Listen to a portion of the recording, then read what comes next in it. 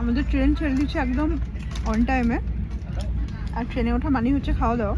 Already খাওয়া দাওয়া শুরু হয়ে গেছে। ফার্স্ট খাচ্ছি হচ্ছে ডালমুড়ি, মানে মুগ ডাল, যেটা একটু চায়ের ভীষণ দরকার ছিল, বাট চা তো এখন অব্দি এলো না।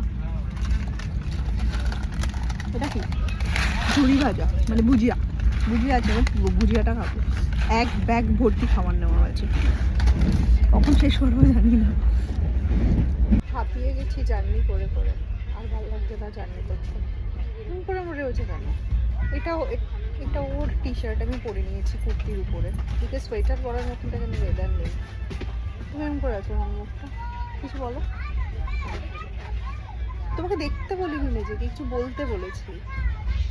জার্নিটা খুব এক্সাইটেড হয়ে গেছে আমাদের। এক্সাইটেড? ইয়েস। এক্সাইটেড জার্নি নাকি? 5 ঘন্টা লেট, ভালো লাগছে না, আর চোখ মুখের কি অবস্থা হয়ে গেছে।